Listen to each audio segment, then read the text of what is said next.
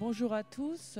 Nous inaugurons les rencontres de Regard Noir du Festival de Niort, les premières rencontres filmées et diffusées en ligne avec moi, Marin Ledin.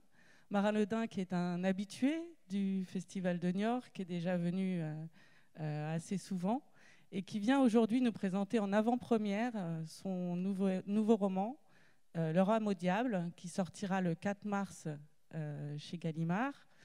Marin Ledin est un auteur confirmé maintenant. Il a déjà publié une vingtaine de romans, des romans qui traitent du monde du travail, qui traitent aussi en règle générale de la complexité des rapports sociaux, de la violence, de l'économie, de thématiques de société. Et qui vient nous parler cette fois-ci d'un nouveau livre, Le Rame au diable. Le Rame au diable est un livre assez costaud, un livre qui parle de l'industrie du tabac, qui parle des scandales sanitaires liés à cette industrie à travers 2 décennies. C'est un livre tourbillon, un livre de tempête, un livre qui commence avec un braquage, et un braquage qui tourne mal et qui se solde par 7 morts d'emblée de jeu, comme ça. On rentre dans cette enquête. Mais c'est surtout un livre qui va retracer sur 2 décennies, donc dans les années 80, dans la fin des années 80 et les années 2000, des stratégies du tabac, enfin de l'industrie du tabac. Donc, braquage, intimidation, corruption, implication mafieuse, une traversée en 600 pages de manœuvres d'un lobbyiste et de ses réseaux. Un roman choral avec beaucoup de personnages, mais surtout un roman qui décortique les stratégies de ces lobbies, les magouilles de l'industrie du tabac. Et vos personnages, en règle générale, fument souvent dans vos romans, Marin Ledin. Qu'est-ce qui vous a donné envie de vous attaquer à une telle industrie ? 4e puissance économique mondiale, vous le rappelez dans votre livre. Alors ouais, pourquoi l'industrie du tabac c'est pas évident, comme c'était pas évident au départ. J'y ai pensé assez vite. En fait, l'idée c'était de travailler à travers ce roman sur comment mettre en fiction la fabrique de l'ignorance, la fabrique de la soumission et tous ces objets un peu non romanesques finalement, qui sont pourtant des fictions permanentes de notre quotidien, que sont le marketing, que sont le management, que sont les techniques commerciales de vente tout azimut. J'avais le choix évidemment avec une infinité de produits finalement qu'on nous vend au quotidien. Et en fait, le tabac d'abord, c'est un objet qui est l'objet en soi, c'est presque un cliché du genre polar, quoi, avec le flingue, avec je sais pas, avec le verre de whisky, etc. Il y avait ça. Et puis surtout, c'est une industrie, c'est une des industries qui a inventé le mensonge, quoi, finalement, qui a contribué le plus au niveau mondial à fabriquer une fiction marketing. Une fiction de liberté, une fiction sexy, une fiction d'aspiration à une indépendance vis-à-vis des parents, donc le marketing pour les adolescents, d'indépendance des femmes aussi à un moment. C'est-à-dire que les compagnies de cigarettes sont devenues les alliés improbables du mouvement de libération de la femme, improbable et non réel bien sûr, mais bon voilà, il y a eu toute cette fiction qui a été inventée par le marketing, tellement puissant, tellement énorme, que du coup c'est devenu, c'en est presque caricatural, et j'ai pu du coup l'utiliser pour écrire mes romans. Alors pour écrire mon roman. Alors du coup, quelle période choisir ? l'industrie du tabac, c'est 100 ans de marketing, 100 ans de délire commercial total. C'est une entreprise mondiale, même si c'est plusieurs multinationales, mais qui se sont associées plusieurs fois dans l'histoire pour remporter des parts de marché, pour gagner face à une montée de la loi, enfin une montée en puissance de lois un petit peu répressive par rapport à l'utilisation du tabac.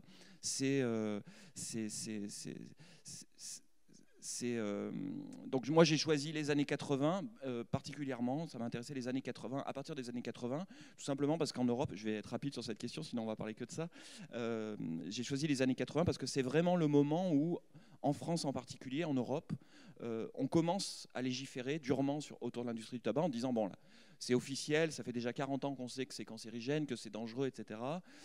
Mais là, on va passer une étape supplémentaire. Il va y avoir, c'est les prémices de la loi E20 en 91, appliquée finalement en 2006, interdiction de la publicité, etc. à la télévision, dans la presse, autour du tabac. C'est ce moment-là où l'industrie du tabac va se réinventer son marketing, pour continuer de nous vendre de la liberté alors qu'il y a une espèce de tension permanente pour que toutes ces pratiques soient interdites, y compris les plus liberticides. Bah oui, alors pour que nos spectateurs comprennent bien, donc c'est un bouquin qui est construit en deux parties. La première s'appelle Braquage, traite des années 80 et notamment donc, du marketing. Il y a beaucoup de personnages dans ce roman, mais surtout un qui est David Bartels, j'espère que je le prononce bien. Et David Bartels est un lobbyiste qui mue en fait dans la deuxième partie du livre, qui s'appelle L'Empire.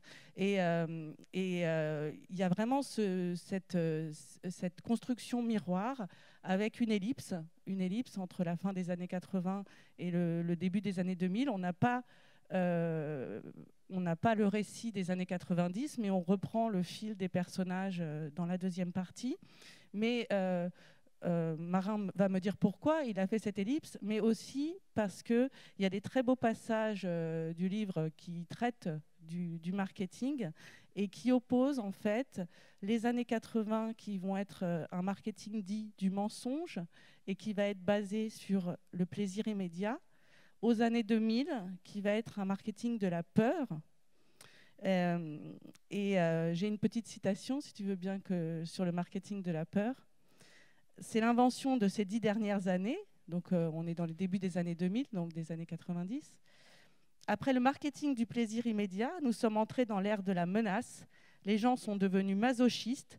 Ils veulent de la vidéosurveillance, des flics à chaque coin de rue, des interdictions, des limites, des coups sur la tête, des avertissements assassins sur leur paquet de clopes, des fumées tues, la cigarette provoque l'impuissance, des prix à la hausse. Ils veulent tirer la langue et lécher le cul de ceux qui établissent les règles et les font appliquer. Plus ils sont contraints, plus ils en redemandent. Jouir sans souffrance ne les intéresse plus et ceux qui marchent avec les consommateurs marchent aussi dans le boulot. Est-ce que le marketing, finalement, c'est ce que tu m'expliquais, c'est un miroir de la société aussi, le marketing des cigarettes? C'est-à-dire que vraiment, cette période-là, ce basculement des années 80 aux années 2000, c'est ce moment où le marketing, ce qu'on appelle l'orientation client, la prise en charge totale de la vie d'individu, d'un produit et d'un individu autour d'un produit, c'est quelque chose qui est devenu massif, en fait, qui s'est installé assez simplement. Qui est extrêmement liberticide pour nous, mais qui s'est mis en place. Alors l'exemple de la cigarette est fantastique, c'est un objet d'obsolescence programmée totale, c'est-à-dire c'est le seul produit, pour pouvoir le consommer, il faut le détruire immédiatement. C'est un produit défectueux et que pour bien le consommer, il faut qu'il ne fonctionne pas, donc il faut qu'il nous détruise. Sinon, si on le consomme mal, il risque de ne pas nous abîmer les poumons, on risque de ne pas aspirer la nicotine nécessaire à notre dépendance. Enfin, c'est un produit assez génial. C'est un produit qui est dans l'intimité, c'est-à-dire c'est un produit qui est chez nous jusque dans notre corps, c'est-à-dire qu'il va faire partie de la vie de notre corps, parfois de manière dramatique, ou de notre corps familial, de notre entourage, etc. C'est le produit de consommation par excellence, il est absolument fantastique, et en même temps, il est associé à partir du moment où il y a la loi E20, à partir du moment où il y a les plans cancer 1 et 2, alors là je parle juste pour la France, et tout un tas de lois européennes autour de la manière dont on va encadrer le produit tabac, entre guillemets, c'est un produit qui va être associé en même temps à une gestion, une sanitarisation, je ne sais pas comment on peut dire, de la manière de l'en consommer, de la manière dont notre corps doit être positionné, au travail, à l'extérieur du travail, dans une bulle, dans un endroit où on est un peu à l'écart pour pouvoir fumer, puis devant le bâtiment, puis à certains endroits, il y a des lignes, tu peux te prendre une amende dans les gares si tu n'es pas au bon endroit pour fumer, etc. Bref, on va petit à petit, par le biais de cet objet, contre le gré des cigarettiers et en même temps avec leurs efforts, puisqu'ils participent évidemment à tout ça, ne serait-ce que pour qu'on continue d'utiliser leurs produits, à une espèce de contrôle total de notre corps par nous-mêmes et en même temps aussi par les règles qui nous sont imposées et avec notre accord. C'est ça qui est fantastique. C'est-à-dire qu'en gros, on fume un produit sur lequel il y a écrit, sur les paquets duquel il y a écrit qui nous tue. Tout le monde nous explique depuis 2006 que on pue, on sent mauvais, on n'a pas le droit d'être au restaurant, on est forcément désigné un peu à la vindicte, hein, quand tu es fumeur, il faut que tu sortes, etc. En même temps, on l'accepte, quoi. Et ça, c'est génial, je trouve que c'est absolument génial. Et génial comme objet romanesque, comme objet à analyser, et d'aller regarder un petit peu comment s'est mis en place ça, comment ces acteurs qui sont des décideurs. Alors, ce n'est pas les grands chefs que j'analyse dans mon roman, c'est vraiment des maillons, alors des maillons un peu puissants, mais ce ne sont que des maillons de la chaîne, ce n'est pas les grands décideurs, de voir comment se met en place assez simplement pour faire de l'argent, pour du pouvoir, comme un boulot comme un autre, quoi, finalement. Je pourrais très bien vendre autre chose. D'ailleurs, c'est quelque chose qui est génial quand on discute avec des responsables, des gens qui travaillent dans l'industrie du tabac. Ils disent, moi, je travaille là-dedans parce que ça ne me fait pas plaisir que les gens en meurent. Moi, je fais ça parce que ça rapporte de l'argent, qu'il y a des marges énormes. Le jour où ça rapporte plus, je passerai à autre chose. C'est pas un problème. C'est-à-dire une espèce de cynisme comme ça auquel on participe en tant que fumeur de manière de plus en plus consciente. On sait à chaque fois qu'on fume une cigarette, ça devient compliqué d'ignorer tout ça. À une époque, on pouvait faire semblant, c'était l'espèce de geste comme ça. On a tous des images des pénales du grand-père qui fume comme ça dans la voiture avec les fenêtres fermées. Ou moi, à mon époque, on fabriquait des cendriers pour la fête des pères en primaire. Voilà, c'est des choses comme ça qui font un peu sourire. Aujourd'hui, c'est devenu un objet sérieux. Et on fume avec sérieux. Enfin bon, alors que ça signifie aussi en même temps, on nous vend de la légèreté, on nous vend un certain art de vivre. C'est presque être rebelle que de fumer par moment, alors que bon, ça n'a rien de rebelle de fumer uniquement parce qu'il y a une stratégie marketing qui a 100 ans et qui nous a appris à fumer.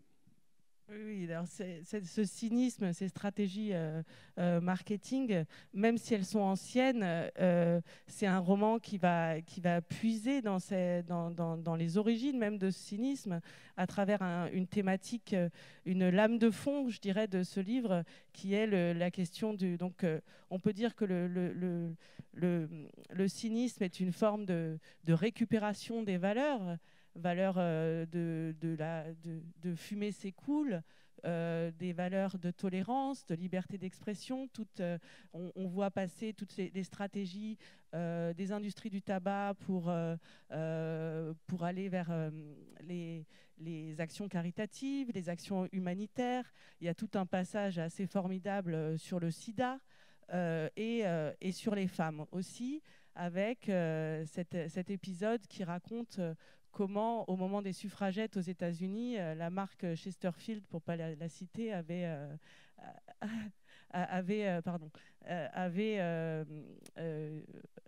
du coup récupéré le fait de... Parce que pour les femmes, c'était interdit de fumer, et donc avait transformé l'acte de fumer en un acte militant et féministe. Les flambeaux de la liberté. Les flambeaux de la liberté, etc. Mais toute cette question féministe est en fait très intéressante dans ce livre, à travers... En fait, on est devant une galerie de personnages. Il y a des personnages féminins qui sont très intéressants, notamment Valentina. Valentina est une proxénète, une maquerelle qui dirige une agence d'escort girl qu'on va retrouver dès le début, puisqu'en fait, elle est sur les circuits automobiles et elle dirige ce qu'on appelle les Umbrella Girls, qui sont sur les circuits automobiles dans les années 80 pour distribuer des paquets de cigarettes et qui se reconvertissent dans les années 2000 toujours en partenariat avec, le marketing du tabac. Et on sent que dans ce personnage, il y a toujours des personnages féminins dans vos livres marins. Il y a le cynisme de ce féminisme qui passe par la libération de la femme et qui trempe dans la prostitution. C'est quelque chose que vous avez voulu dénoncer, ou cette manière de prétendre au féminisme alors qu'on est dans l'utilisation justement des corps, dans une espèce d'utilisation hypocrite d'une fausse libération de la femme qui passe en la prenant comme un objet marketing, en fait. Oui, mais au même titre que les hommes, en tout cas, je ne pouvais pas passer à côté de cet aspect du marketing de la cigarette qui prône vraiment, comment dire, le marketing par définition récupère tous les récits, tous les grands récits qui existent, tous les récits émancipateurs, les récits positifs. Le marketing est obligé de se nourrir de récits positifs existants, il va tous les récupérer et les assembler pour les utiliser à son avantage, à l'avantage du produit qu'il défend. Et notamment, forcément, le discours féministe. Alors, un certain discours féministe arrangé à la sauce marketing pour servir les intérêts. Voilà. Donc, c'est vrai qu'il y avait cette espèce de truc un peu grossier dans les années 80. Pardon, allez-y. Non, mais c'est qu'elle y croit, Valentina, à son mythe de la femme forte. Elle croit qu'elle est représentante, elle, d'une forme de féminisme. C'est ce qui est fort dans ce personnage, en fait. Et elle est victime. C'est-à-dire qu'il faut qu'elle y croie. Elle est obligée d'y croire. D'abord, elle est obligée d'y croire parce qu'elle est dans un monde d'hommes, qu'elle est en train de défendre, elle est en train de faire sa place.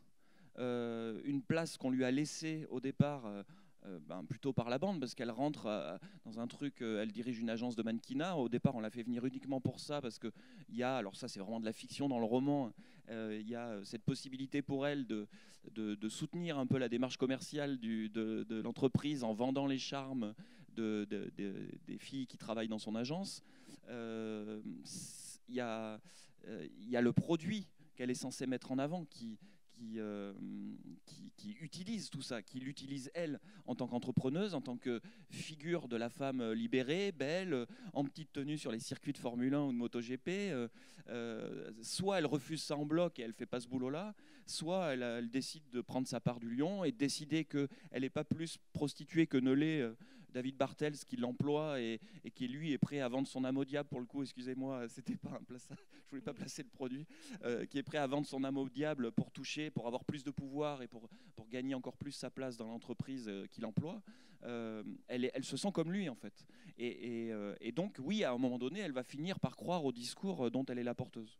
Ça ne veut pas dire qu'elle a raison, ça veut dire qu'elle n'a pas le choix. C'est-à-dire qu'elle est effectivement, c'est une femme de pouvoir. En tout cas, elle tend à vouloir être une femme de pouvoir. D'ailleurs, c'est aussi une femme de pouvoir. Elle abuse d'une certaine manière de ses employés. C'est pas leur amie, c'est leur patronne aussi.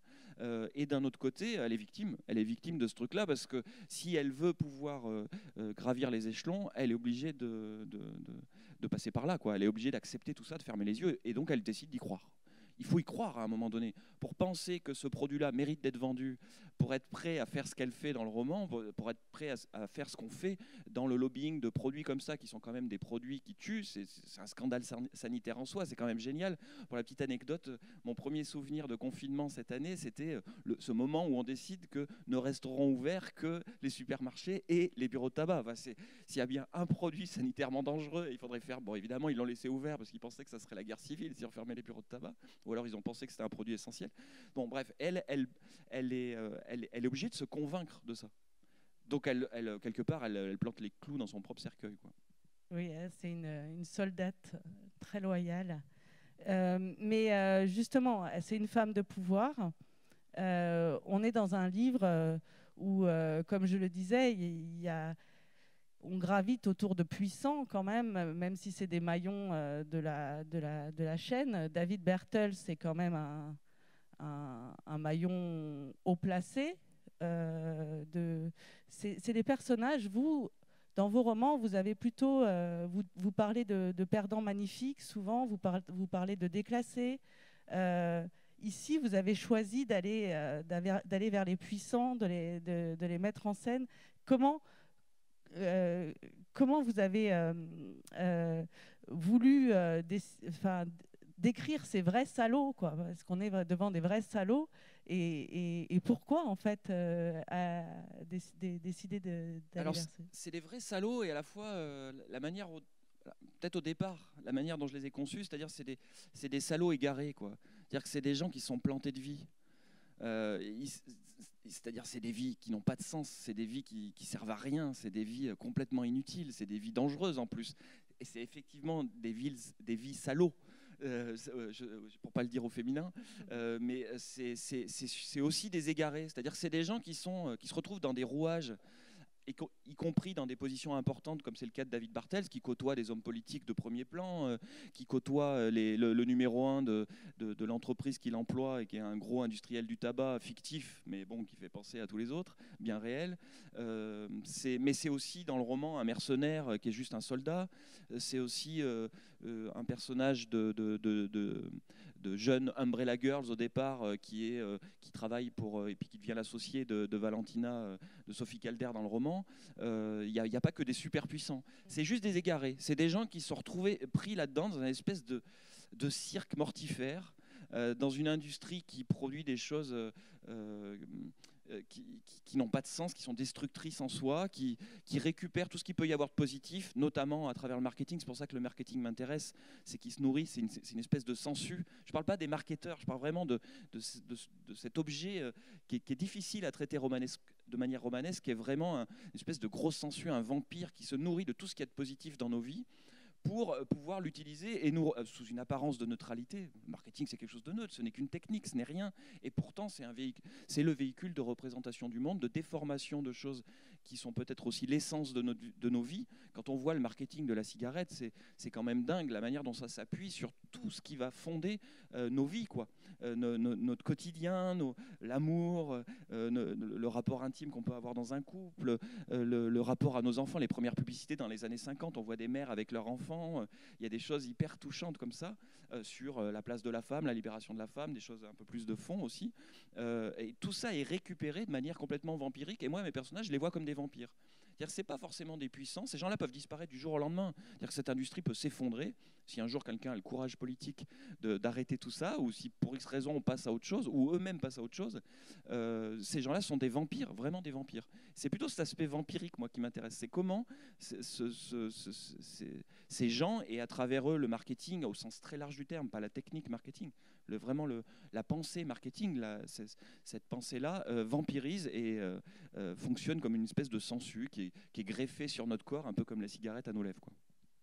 Et dans les recherches justement sur le marketing, parce qu'il y a un des chapitres du livre où on est vraiment dans une réunion marketing avec des consommateurs tests, et ils sont devant une mug à essayer de voir comment il faut la faire, etc. Quelles ont été vos recherches autour du marketing pour ce livre, justement En fait, moi, avant, dans une autre vie, j'étais ingénieur de recherche. Je fais une thèse de doctorat, puis après je me suis retrouvé à faire... alors, j'ai jamais bien compris ce que voulait dire l'intitulé de mon poste, mais j'étais dans la prospective de service. Et notamment, là-dedans, on faisait ce qu'on appelle des focus group. Donc on met des bidules à disposition et des objets, voilà, plutôt communicants, parce que je bossais pour France Télécom Recherche et Développement, plutôt connectés, et on fait venir des utilisateurs tests qui vont jouer avec ces bidules, qui sont des bidules qui ne sont pas sur le marché encore, hein, qui sont juste à l'état de test, et ils vont jouer avec, et on va les observer, et on va voir ce que ça va donner, on va voir si c'est utilisable et si ça peut devenir un jour un produit. Là, je vous simplifie parce que ce n'est pas les termes techniques. On parle de briques technologiques, on parle de scénarios, de dream stories, de choses comme ça. Et voilà. Et donc, tout ce langage à caractère, à vocation, à aspiration scientifique, qui n'en est évidemment pas du tout, va jouer parfois avec des trucs aussi simples qu'un mug. Et cette histoire de mug, ce mug existe vraiment, hein, c'est ça qui est génial. C'est ce mug où on voit un type qui est en train de fumer tranquillement, et puis si vous mettez de l'eau chaude dedans, le mec, il apparaît sans slip, quoi. Voilà, c'est des trucs... qui a eu cette idée-là? Comment quelqu'un a pu se dire, tiens, c'est une bonne idée, quoi. Voilà, moi je trouve ça génial. Oui, alors après, bon, ça c'était une des séquences un peu drôle, hein, parce qu'il faut un peu d'humour, hein, quand même, pour traiter d'un tel sujet. Mais c'est vrai que on lit ces 600 pages, on a l'impression, moi j'avais envie de qualifier ce livre de roman d'investigation. C'est-à-dire qu'il y a un moment donné où on se demande vraiment quelle est la part d'enquête et quelle est la part de fiction, dans la mesure où c'est un livre qui est quand même très ancré dans la réalité, qui déroule des connivences, de la corruption, des événements aussi avec des politiques qui sont cités, des événements qu'on a tous vécus. Je pense aux attentats du 11 septembre qui se raccrochent à ce marketing de la peur et ces périodes comme ça. Il y a un hommage aussi à deux journalistes d'investigation, puisque la première partie, qui est les années 80, qui sont les années du grand mensonge, donc ça, c'est des procès qui a eu lieu, où on montre comment l'industrie du tabac le scandale sanitaire a corrompu des scientifiques pour contrecarrer toutes les affirmations qui disaient que c'était dangereux pour la santé. Mais il y a aussi toute cette histoire d'implication mafieuse qui est le sujet de la deuxième partie de l'Empire et qui sont des choses que ça m'a fait penser en fait dans ce merveilleux petit livre où vous expliquez justement votre rapport au roman noir. Vous parlez du livre L'homme qui a vu l'homme et donc du journaliste qui est venu vous apporter les éléments autour de l'assassinat de ce terroriste basque et où il vous dit voilà, moi j'ai des intuitions, mais déontologiquement je peux pas aller plus loin dans mon métier et là dans ce livre on a l'impression que le romancier peut justement aller plus loin que se pourrait se permettre un journaliste. Comment vous avez déjà travaillé? Quel est votre support d'investigation sur cette enquête?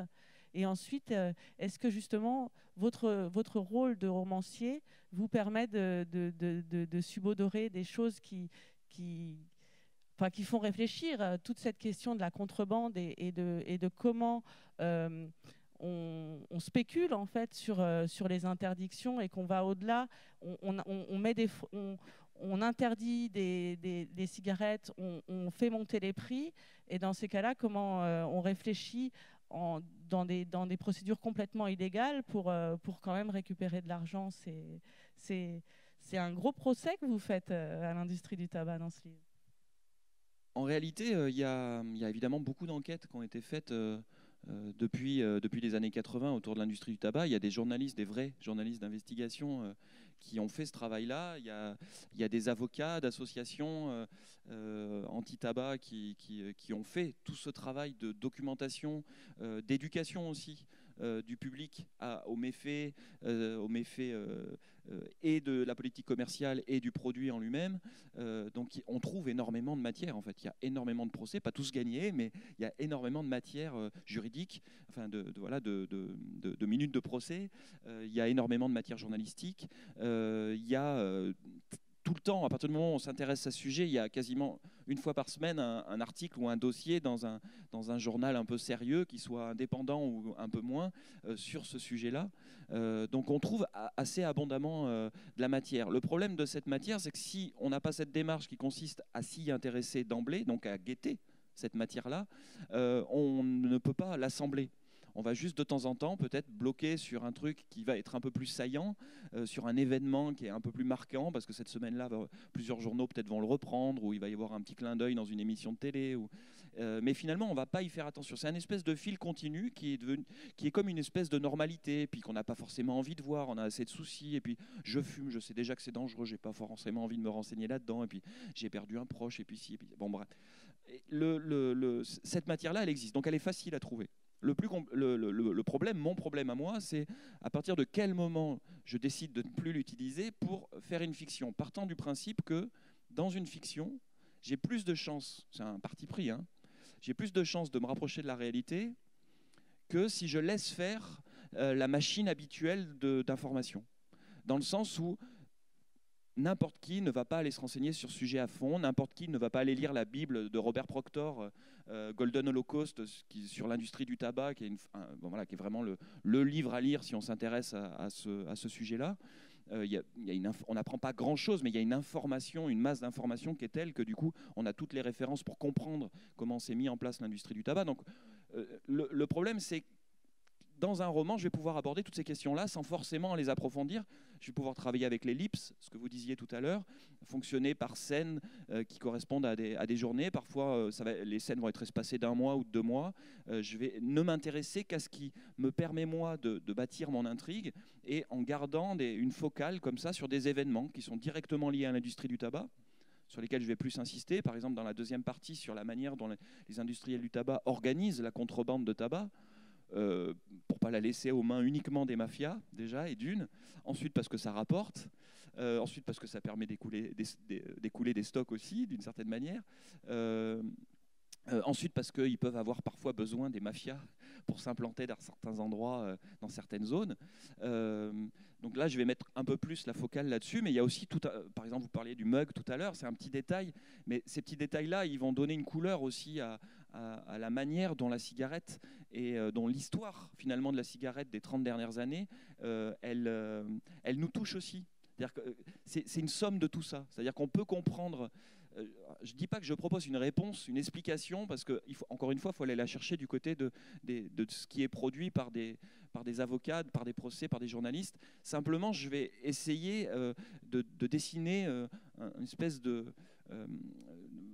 oui, de faire un espèce de tableau d'ensemble de comment l'industrie du tabac tourne autour de nous, autour des grands événements de ces 30 dernières années qui ont marqué nos vies, comment elle influence jusqu'à la politique sanitaire de notre pays, puisqu'évidemment les industriels du tabac participent chaque jour, chaque année, à chaque fois qu'il y a une volonté, par exemple, de mettre des messages, des avertissements, les industriels du tabac, ils participent d'une manière ou d'une autre, ne serait-ce que parce qu'ils résistent pendant des années, donc ils influent, ils font aussi du lobbying auprès des politiques, etc.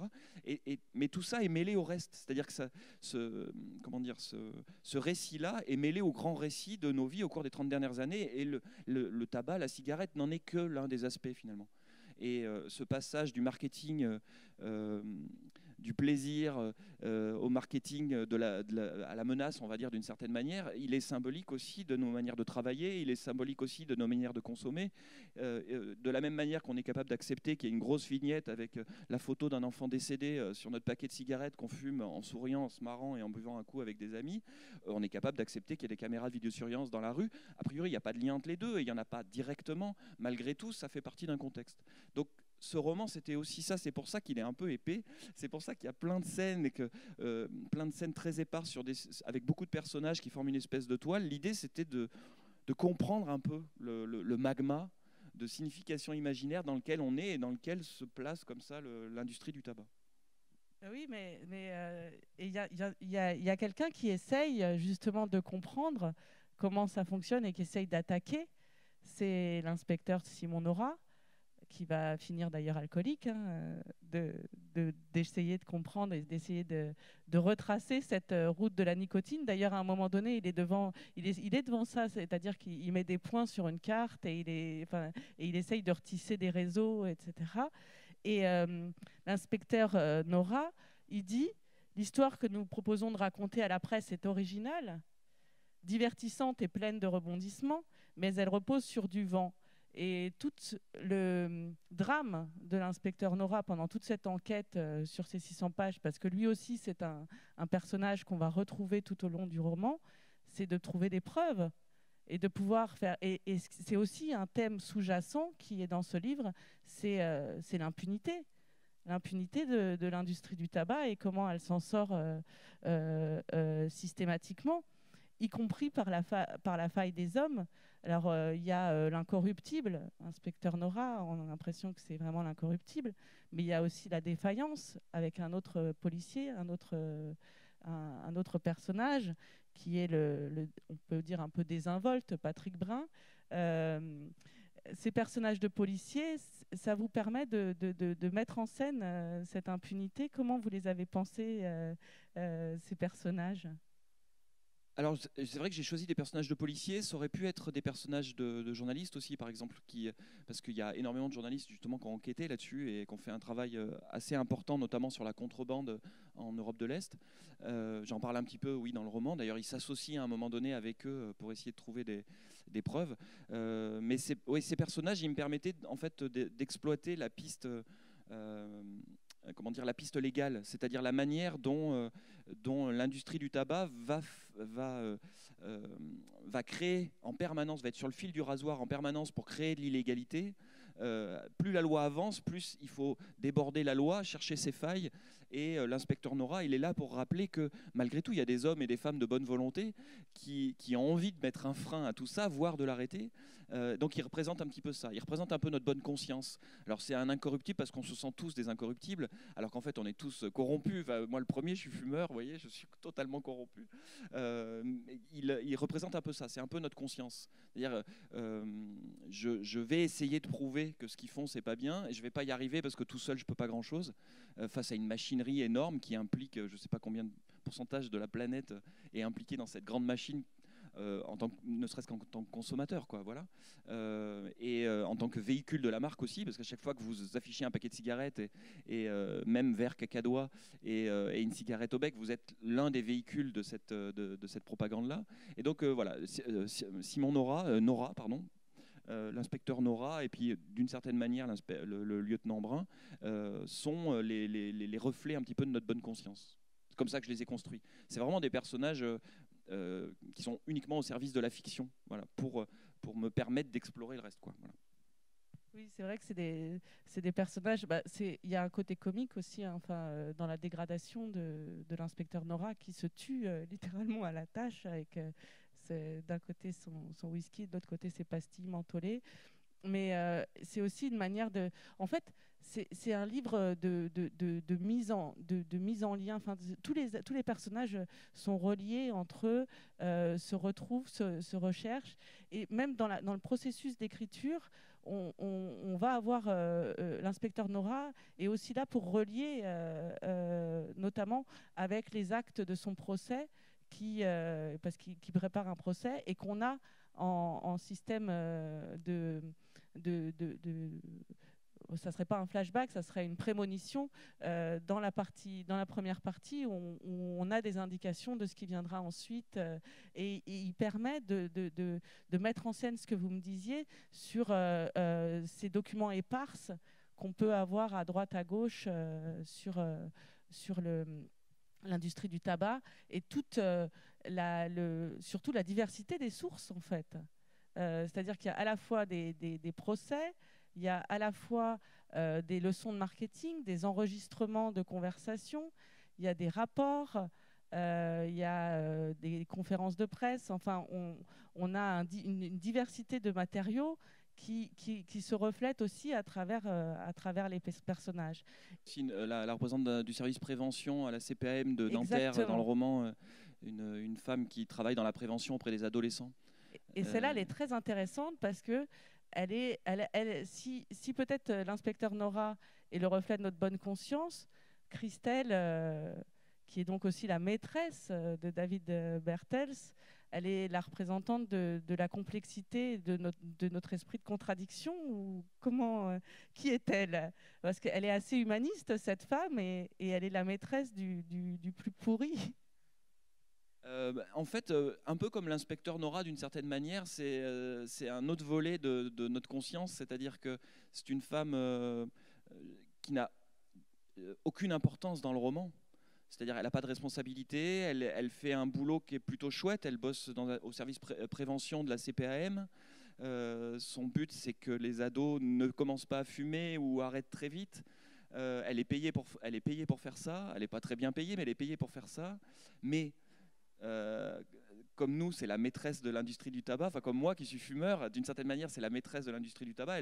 C'est la maîtresse en l'occurrence de David Bartels, c'est-à-dire qu'elle a cédé aux sirènes malgré tout, elle-même fume dans le roman. Donc il y a cette tentation très humaine. C'est-à-dire que vraiment, elle représente, pour moi, c'est le personnage humain du roman. C'est-à-dire c'est complexe, peut-être un peu plus fin, un peu moins caricatural que les autres, mais qui cède à la tentation, qui se fait attraper aussi par comment dire, cette tentation, ouais, ce discours tentateur du marketing, de la belle parole, en l'occurrence de la belle parole de David Bartels, de son pouvoir de séduction, de tout ce qu'il représente aussi, quoi. Même si, bon, enfin, je ne vais pas raconter l'histoire non plus, mais bon, voilà. Non, non, mais c'est une belle échappée, c'est une bouffée humaniste, cette femme. Et c'est aussi une bouffée féministe aussi, puisque c'est vraiment, elle a un côté de rassurant. Enfin, on voit que dans ce monde un peu noir, il y a aussi un peu d'humanité, notamment dans les rapports entre femmes. D'ailleurs, ça, c'est ce qui est difficile dans un roman noir, j'allais vous demander, c'est d'aller au-delà des clichés. Vous allez parler du tabac, de l'alcool, du sexe, de la prostitution, et comment on échappe à une esthétique de James Bond dans ces romans, et c'est à travers des personnages féminins comme ça, un peu plus incarnés et complexes, que finalement on sort du cliché et on rentre dans le vrai, en fait. Oui, et puis même les salauds égarés vampires, à un moment donné, ils ont leur part d'humanité, ils ont leur fatigue. Il n'y a pas un seul de mes personnages qui échappe à ça. Et donc Christelle peut-être de manière plus visible, peut-être la femme de David Bartels aussi, mais je pense que les hommes aussi ont aussi ce truc-là dans le roman. C'est-à-dire que c'est pas uniquement propre à mes personnages féminins. Je pense qu'il y a aussi ça pour les hommes. Après, c'est un roman qui commence dans les années 80. La place de la femme dans les années 80 n'est pas la même que la représentation qu'on peut en avoir aujourd'hui. Dans la réalité, c'est encore autre chose, mais au moins dans les représentations. Donc j'essaie aussi de faire attention aux représentations qu'on a à cette époque-là. J'essaie de réfléchir à ça quand même. Oui, mais c'est vrai que, bon, si je parle des personnages féminins, etc., c'est que c'est aussi un roman extrêmement violent et dur. Et on parlait des journalistes tout à l'heure. Ça, c'est aussi tout le biais journalistique à travers ces deux journalistes d'investigation. C'est aussi, moi, ça m'a fait penser au discrédit enfin, la puissance de l'industrie du tabac telle qu'on on la voit dans le livre va pousser même au discrédit. Bon, en plus des techniques mafieuses qu'ils peuvent avoir ou criminelles. C'est-à-dire ce discrédit de la parole journalistique qui cherche à les mettre à les affilier à des réseaux complotistes, ou etc. C'est très actuel, ça aussi, de resituer un peu les enjeux autour du travail des journalistes d'investigation qui vont se frotter à des empires capitalistiques. Je ne sais pas trop quoi répondre à ça, j'avoue. Oui, non, je ne sais pas trop quoi répondre. J'ai pas essayé de creuser plus que ça la question du journalisme. En fait, c'est plutôt que ces hommes-là apparaissent à un moment donné parce que j'ai besoin que mon personnage principal ait une information en Europe de l'Est, parce qu'une partie de l'intrigue se passe en Europe de l'Est. Je sais pas trop quoi répondre à cette question. Je m'excuse. C'est pas grave. Mais après, est-ce que c'est dans l'écriture, de toute façon, je crois en allant plus loin, on déflorerait complètement le livre, et c'est peut-être pas l'objectif de la rencontre. Mais quelle somme de travail ça représente pour vous, ce livre? Qu'est-ce que ça représente pour vous dans votre carrière, enfin dans votre œuvre? Combien de temps vous y avez passé? Alors j'allais dire à la fois beaucoup, c'est-à-dire que c'est un bouquin que j'ai commencé, je crois que j'ai écrit le prologue, enfin le chapitre 1, il y a 4 ans. Donc ça fait quand même un moment. Il m'a fallu 4 ans pour l'écrire. Il y a eu des périodes où j'ai pas pu l'écrire parce que j'étais pas prêt à l'écrire.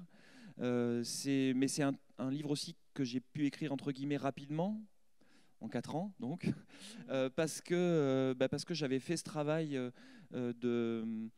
de mise en fiction d'éléments réels, d'événements réels dans L'homme qu'a vu l'homme, autour de la question basque, dans Au fer rouge, mes erreurs aussi dans d'autres romans, des erreurs que moi j'estime être des erreurs dans l'écriture de romans comme Les visages écrasés. Et donc j'ai utilisé tout ça pour, à un moment donné, me saisir d'un matériau qui est historique, qui est empreint effectivement de réalité, mais qui est aussi complètement, qui est une fiction totale, quoi. C'est-à-dire qu'on sait tout ça, et si vous voulez la vraie information, vous allez la trouver très facilement, et cherchez-la, et je vous invite à la chercher si vous ne la connaissez pas déjà. C'est passionnant. Il y a 2 jours un reportage sur Arte et diffusé sur le site de Libération sur la fabrique de l'ignorance, notamment autour de l'industrie du tabac. Donc il y a régulièrement des éléments, vous allez en voir passer, qui sont vraiment passionnants autour de cet objet qu'est l'industrie du tabac, dont on va parler encore un moment, je pense, d'autant qu'ils se renouvellent en permanence, sont très très forts. Et en même temps, moi, ce que j'avais envie de vous proposer, c'est vraiment une fiction autour de ça. Une fiction c'est paradoxal, parce que c'est une fiction pour rétablir la réalité, pour rétablir une forme de réel, en fait. Je vous propose une explication plausible, un décortiquage comme ça sur 20 ans d'une situation qui peut-être peut servir à regarder ces éléments de réalité, ces bribes de réalité qu'on va attraper de ci, de là, dont on n'a pas forcément le temps de les assembler. C'est pas notre boulot, on n'est pas tous journalistes, on n'a pas tous envie de faire cet effort-là non plus, et parfois c'est compliqué de tout résumer en un tout petit papier. Là, on a le temps, pendant 4, 5, 6 heures de lecture, ou moins si on lit très vite, on a le temps de voir un petit peu comment ça fonctionne, quoi, de voir comment ça marche, avec des personnages, avec des caricatures de personnages aussi, avec des salauds, avec des gens qui peuvent être attachants un peu, avec des salauds qu'on peut apprécier aussi des fois, hein, pour certains de leurs traits de caractère, et peut-être essayer de se poser les questions un peu différemment autour de tout ça. Oui, en tout cas, ça marche. C'est passionnant, ça fait réfléchir. On ne sort pas indemne de ce livre, qu'on fume ou pas d'ailleurs, parce que c'est déclinable, comme vous le disiez au début. On peut parler de l'industrie du tabac, mais on pourrait parler d'autres industries. En tout cas, c'est un livre foisonnant, c'est un livre qu'on peut prendre par tous les bouts, d'où les multiples questions qui sont un peu parties dans tous les sens. Et moi, je suis très heureuse de vous avoir rencontré. Et puis, je vous dis merci beaucoup. Merci le Festival de Niort. Merci Regard Noir. Merci.